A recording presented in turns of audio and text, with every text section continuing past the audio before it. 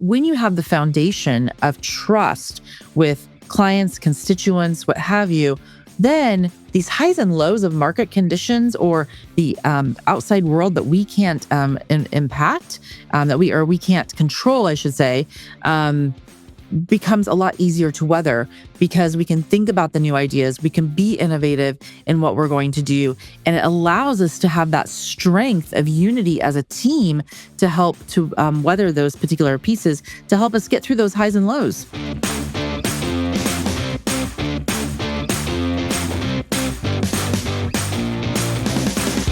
Welcome back to the TrustBuilt Podcast. I'm your host, Alan Bennett, and on this podcast, we talk about building trust, creating freedom for people within organizations, how to drive culture, everything trust associated. And today's guest, we've got Stacie Jacob with Solterra Strategies. Welcome to the show, Stacie.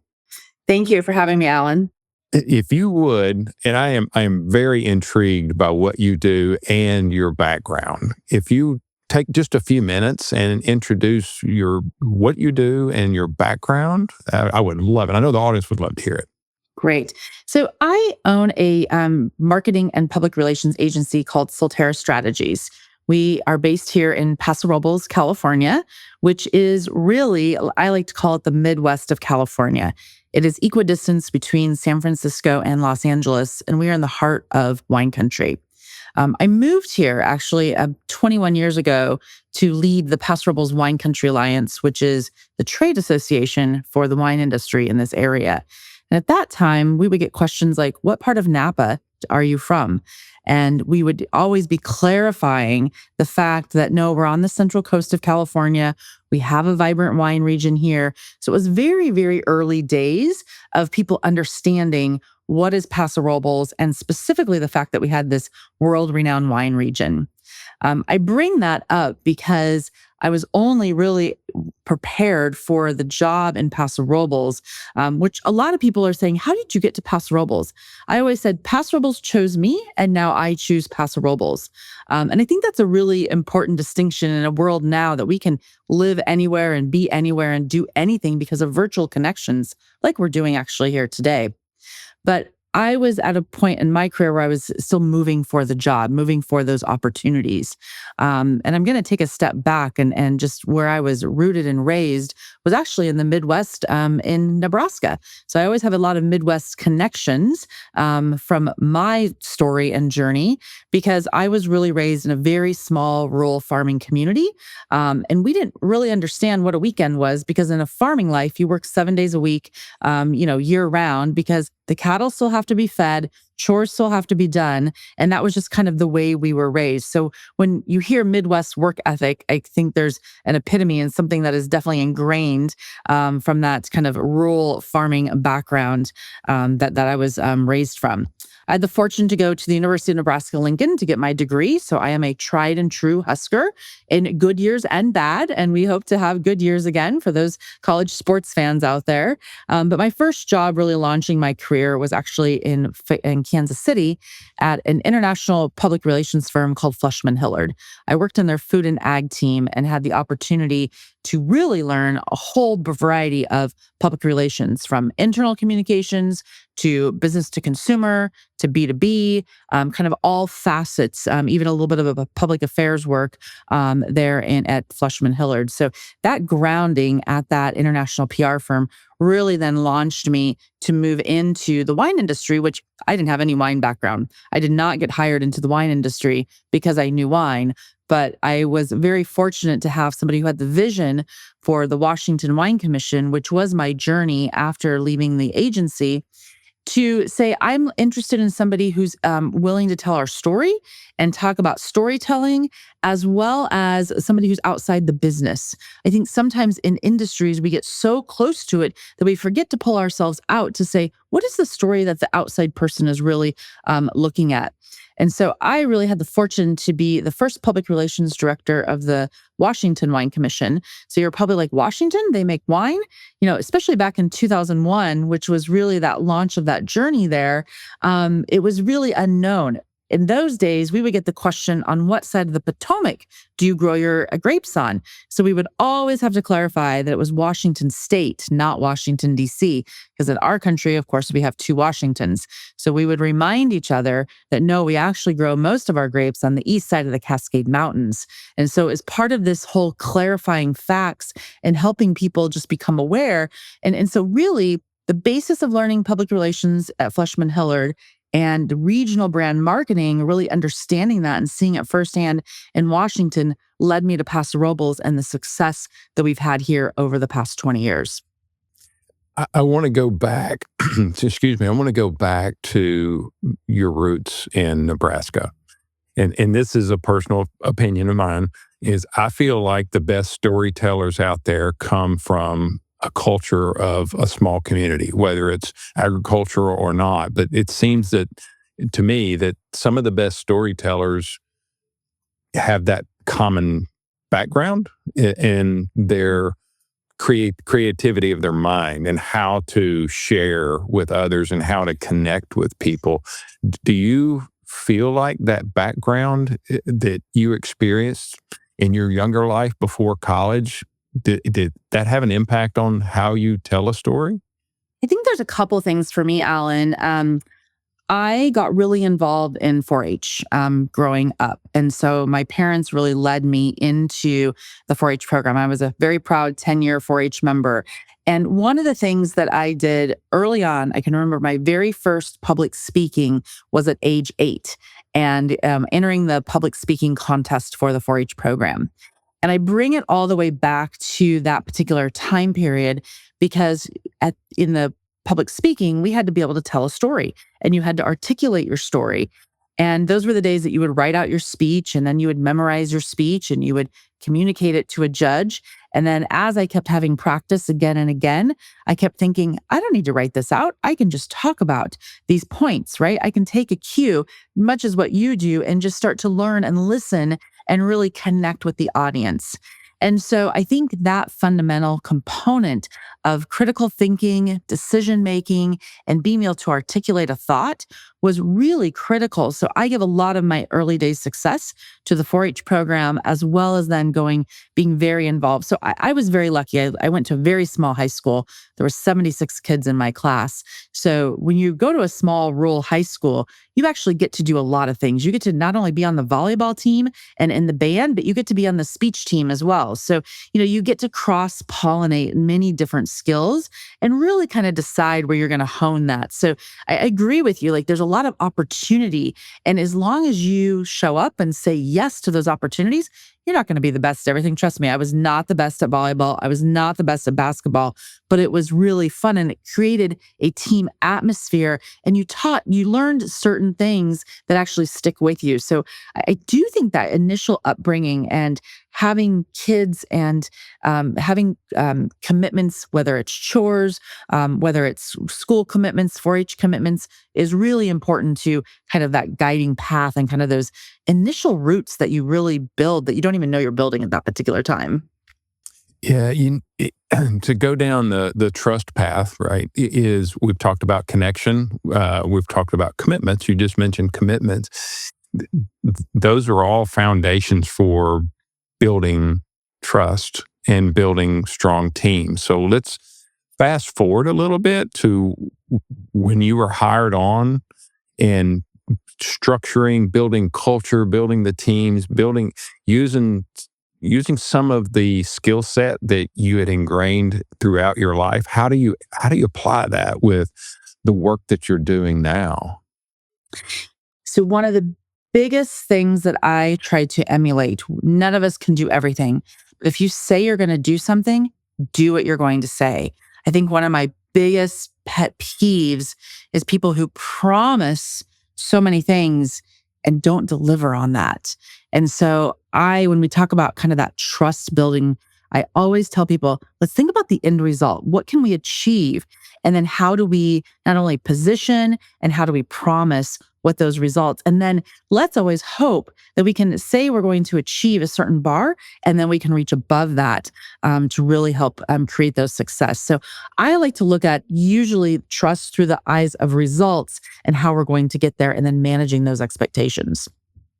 Yeah, contribution matters. That's the thing is, we get hired to do whatever it is that we do, but you have to get results, which is contribution to the organization, contribution to whoever you're trying to serve, the client, customers, or whatever.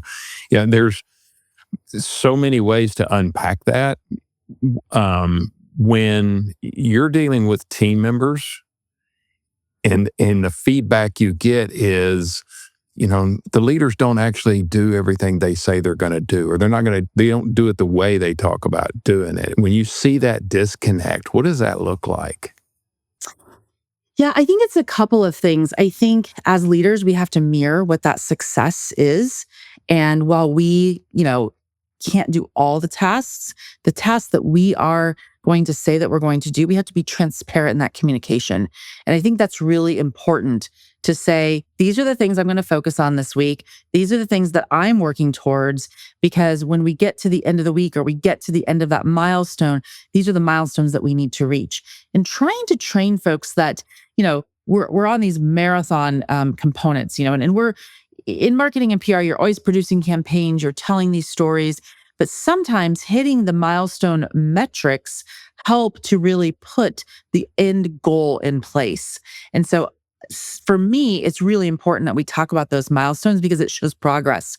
It shows trust in the process. And if everybody is doing their job on the team, and whether you're passing the ball or moving the baton forward, whatever your analogy is on that team atmosphere, we see the success and everybody is built up around that. Or you see where the weak link is and the challenge that we can then fix it or I deal with it before we get to the end result where maybe it's too late at that particular time. So for me, it's really about building cultures of supportive aspects and really helping people see that all of those pieces really do help build the end result.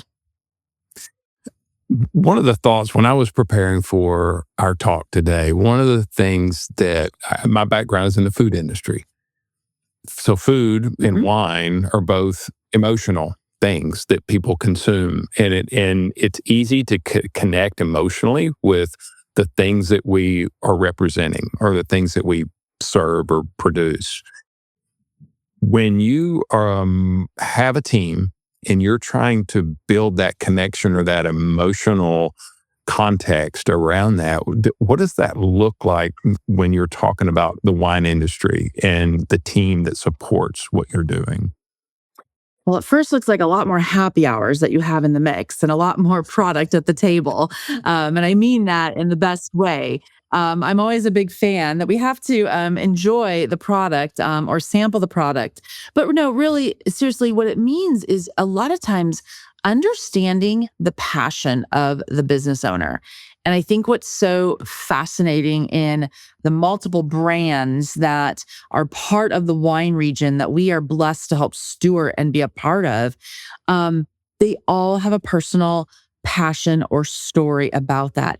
And the more we know about those nuances and those stories and those pieces that come into play, all of a sudden, it doesn't just feel red or white wine, right? It's red wine with this flair because you're talking to this particular winemaker, or it's white wine because this winemaker said, hey, we're going to do Albarino and Paso Robles because it reminds me of the Spanish terroir that I love and is part of my heritage. So it becomes more contextual, and you got all these texture components. We talk about layers in wine and legs in wine, but I think the stories have that as well as you really dive into it. So we are big fans of being able to sit down with the winemaker face to face. Maybe we're going to walk the vineyard, see the property, taste through barrel samples. But all of that is really about trying to understand the story and figure out what's the point of differentiation for this brand versus this brand. Because while there's 200 great brands in the Paso Robles area, there's over 4,000 in California, and now, almost 10,000 nationwide. So there's a lot of wine out there today. And we say that because what we are passionate about is telling those stories and also understanding the impact that the wine industry has on rural wine regions, which is probably something I hold near and dear to my heart, just because, again, growing up in kind of that rural background. When you talk with the different wineries, they all are, yeah, like you just said, they're all very passionate about their product or their vineyard that they have. There's a trust factor that they are going to, let's say they've got something that's very unique about them, something about the ground that they have, the fertility of the soil, or whatever it is that makes them unique. There's a trust that there has to be between your organization and them, that they are confident that you're going to help portray their story in an effective way, right? There's that piece to it. How do you, when you bring a new person in that you're say, okay, we're going to start working together, how do you help them, let me say, decrease the anxiety around starting with your organization? How do you help do that with them? Yeah, that's it's hard, right? Because first and foremost, this is their baby, right? This is like their child being their business and their brand. And we're asking them to part with dollars, and we're asking them to like help us amplify that story. And what's interesting, you said, we bring it back to food, and food farmers, their actual natural nature is not to go out and amplify what they're doing. Most farmers actually want to be near to the ground. They want to be producing a great product. And by nature, they tend to be a little bit more introverted than extroverted. And so that trust component is hugely important. And I think what I always remind folks is relationships are the key to building that trust. And so in the work that you do before with somebody else is going to actually pave the path for the opportunities that you will have next, essentially. And so we believe that that relationship is tried and true. And I think, by living in a community and working with an area for as long as I have, we've been able to build that because of the work that's come before us, essentially. And so what we always try to do when we onboard, for example, a new client is I talk about what are the quick wins with the team that we can get for this client. While that might not be the scope of work today, if we can show them quick wins and quickly build that trust, they will see that not only maybe they're getting new sales, maybe they're getting new promotional opportunities, whatever that is, it immediately then says, oh, okay, I see where this is going. I think sometimes in our world of storytelling and public relations, we talk about brand building. Sometimes it can be a foreign language to folks that maybe don't do it every day. Probably the same as like testing pH levels and soil samples feels to the farmer or the viticulturalist on that particular side. So we always try to let's just talk in common terms here. So when you can get them that TV interview or radio interview right off the bat, that's a huge opportunity to build that trust and start to say, these are the kinds of things that we can do to amplify your message and amplify that voice. Yeah, you mentioned the behavioral styles. Introverts are typically slower to trust. Extroverts typically migrate to trust a lot faster. And it's a slow play. It's a slow funnel to get some people through there. But your experience, when you find someone who's slow to trust, do they become a little bit more loyal? Is it easier to keep them on board once you finally get past that threshold? Yeah, we're very fortunate that the majority of our clients, it's not about, what did you do for me this year? It's about what have you done for me over the last 10 years? And so that trust, to your point, we always like to position ourselves that we're an extension of your team. The more you talk to us, the more we can strategize together and look through what those lenses are of what those opportunities and or challenges that you might be facing, essentially. So our hope when we bring on a new client is that this will really become more of a lifetime journey with them, in terms of looking at how we're helping truly build that brand. And we'll ask the question, what is your end goal? Is your end goal with this brand, family legacy? Is it to spin it off? Do you want to sell a certain portion of that? Because that will help us understand, going back to that result, the more we can understand those goals of our clients, the more we can position certain opportunities for them. Legacy. Okay, I'm biting on that word. I love that word. So let's take a little bit more of a dive into legacy. When you're talking to someone where legacy, let me back up a little bit. Legacy can be in different forms. So do you have a clarification process to help understand what does legacy mean? Because it can mean one thing to one person and legacy can mean something to the other. How do you work through that process? For me right now, it's about listening and asking questions. I feel like legacy is a journey that I'm personally going through as well. Like, what is that legacy that we all want to leave behind? And so while we internalize it, so I don't have necessarily a defined process, but I actually think listening to folks and maybe asking questions at critical times helps us define what that looks like. And also, let's be honest, legacy changes, right? It can change as certain elements come into your life or certain things happen. And that is also as important to be having those conversations, to what the end goal is. You can have market demands that change your legacy. You can have life issues that change your legacy. And so looking at what that piece is, I think is really important. And it's really important. I'm sure you deal with a lot of entrepreneurs, right? I'm surrounded by entrepreneurs who are looking to build their brands with a lot of them common goals in that. Some of them, want to hand it down to their kids or want to pass it on to family members. Some, they know that they're going to cash out, and that's their retirement component when they sell the brand. And so, again, legacy means different things to different people. I think, the wine industry is going through some moments right now. And when you think about legacy, I think a lot of people would love to get out, but that might not be an option today. It might be something they have to work towards, say, in the next 3 to 5 years, essentially, in terms of where they are and where the market conditions are as well.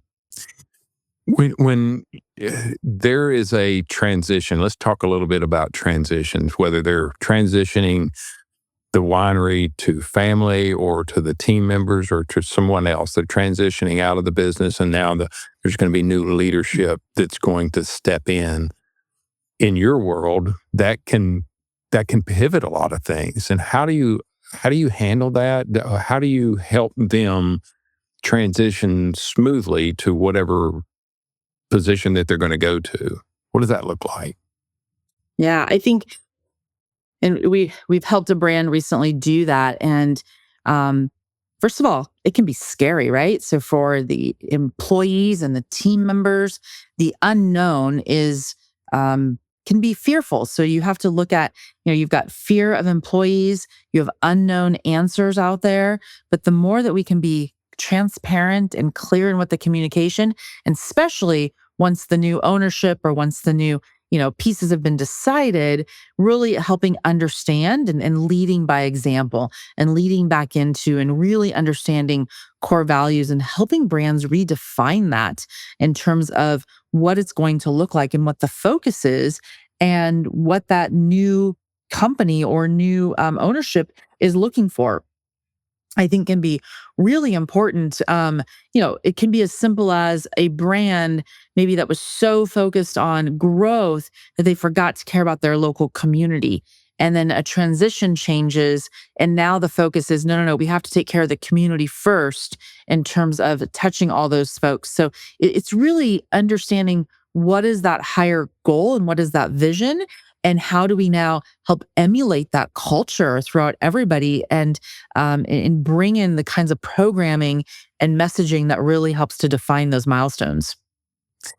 When you do that, walking through that process, and I feel like I'm overusing the word process. I don't know why I keep bringing that one up, but when you are working with clients and this is the situation you find yourself in, what part does their mindset have, and how does that impact the work that you do trying to help them accomplish these things? I think often, again, going back to results, we're looking at what are the sales? What is the end? What is the sales net that we need to crack? And I think it's dissecting that and looking at what are the sales channels that we need to go about, and then what are the influencing factors of those sales channels, and really helping almost create the processes and operational needs and support along those places, so that the support mechanism is there, so that that funnel of the sales works really strongly, for everybody involved. And an example could be, you know, maybe there's something out of your control. So if something is out of your control, do we pivot and really focus on another channel of this particular process? If there is a cog in the wheel of a personnel issue, or maybe it's a software or a technical issue that we need to really define. And I think the more understanding at all levels of what these challenges can be is really helpful. I think oftentimes, sometimes we have this tug of war going on, right? Where you've got, the chief marketing officer and the chief, the chief financial officer could almost be at odds sometimes, because you've got somebody that's looking at the numbers, but you're like, no, here's all the influencing factors that are impacting these particular areas. So kind of getting back to, I truly believe communication is this core foundational component, whether it's business communication, whether it's external communication, but making sure that we have those check-ins and those processes and understanding where those cogs in the wheel are is really important to, especially in businesses that are going through transition or new ownership changes. It'll help create more of that transparency. And then we also know that sometimes cultures collide, and sometimes it's not the right fit. And I think sometimes it's okay that we need to be okay with the uncomfortable and say, it's all right. We need to part ways. We need to move on. And that's okay for everybody, because at the end of the day, if the energy is not aligned, I feel like you're always going to be struggling with that. And so it's really about getting that energy alignment to get that whole process and get that team functioning at all levels. We have tackled trust from every angle that I can think of. We've talked about, actually, this has been fantastic, because we've talked about clarity, commitment, connection, consistency. These are all these C words, but everything that we've discussed today is circling the word trust, right? We haven't used that word, but we're describing it in different ways. So it's what you're doing and how you do it is it's complex, but it still centers around how do you do it from an internal and an external. So when you help clients see that, and that that trust is there, how does that impact the results that you get once you are confident? Well, hey, we're there. We've got it. We've got clarity. We've got connection. We've got commitment. We've got all these things. How do you see that change? Yeah, I think the trust factor is so key, because you can bring in new ideas. You can keep helping them achieve their goals. I always say it's the 80-20 rule. You're never going to get 100% there, because there's going to be some outside influence that truly changes what you're trying to accomplish.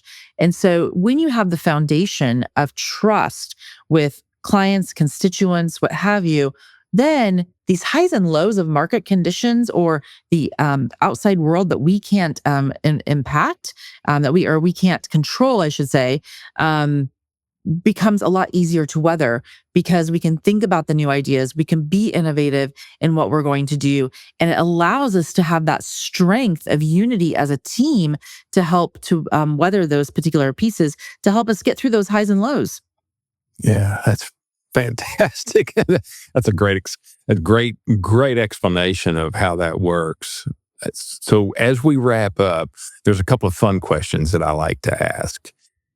I always have a book question, so I hope you're ready for a book question. But if somebody came to you and said, hey, I'd like some advice, or I'm looking for a mentor, or I like what you're doing, and I want to serve my clients or customers like you do, is there a book that you would recommend or some books that you might recommend that I could read that might help? Oh, goodness. I'll be honest, I am more of a news article reader. So I find sitting down to read a full book is more daunting than it is to listen to a podcast or go to an article. So a lot of times in like our industry, I'll ask people what are they reading, and I'll encourage them like to read the daily news, which for us is an email newsletter that comes into our inbox in the mornings, and it helps you keep up on current trends, helps you understand the industry more from a 360 view from that perspective. But I always tell people, who do you emulate? Who do you trust? Who do you admire? Who do you look up to essentially? And in today's world, it's so much easier to follow that person, whether you're following that person on LinkedIn, whether you're following that person on maybe their Substack account, or on a social media account. It's really interesting to connect with people even when you're not necessarily having conversation, but it allows you to understand maybe where they are so that you can jump in and have that conversation as well. Yeah, that's fantastic. I don't do Facebook or Instagram very well. That's not my thing. But LinkedIn, to me, is more of an educational and inspirational. How to gain insight into some things. So I'm glad that you brought that up. That there are resources out there that are essentially free. You just have to look for. In the world of LinkedIn, are there any particular people or organizations that you found that help inspire what you're doing? So for me, I follow there is just a general public relations group that I'm a part of. And I find where you're taking, common core components of public relations, and it just kind of feeds you the information that you need. I'm also really big into our own emotional intelligence right now and being very aware of these elements. And so there's a couple different groups that I'll follow on that front. And then, of course, I follow on the wine and spirit side because that's a core part of my business. And we haven't talked much about tourism, but that's another kind of category that I follow because it's so closely aligned with our regionality here. So, what happens when you start to just read, follow, and connect in LinkedIn is it serves you up these various groups that you should be looking towards and looking at. And then it helps you. For me, it's sometimes a touch point of those networks and really looking sometimes to the outside world to say, okay, how's somebody dealing with this particular problem or thing that's out there essentially. Yeah. Yeah, Well, that, LinkedIn has it's been an interesting. It used to be the place where you would just go and find a job, right? And now it's really more of a business to business connection platform. yeah, I see it as a resource. It's a way to connect, but it's also a resource. Well, this has been fantastic. I appreciate you coming on this podcast. It's been I love talking about wine for one. That's fantastic. But I also appreciate your sharing your story and how trust looks in the way that you operate and your team operates. It's been fantastic. It's been inspirational. So thank you. Well, thank you for your time and thank you for the invitation. And we welcome you out to wine country anytime and let's have a glass of wine together. Absolutely. Thanks, Stacie.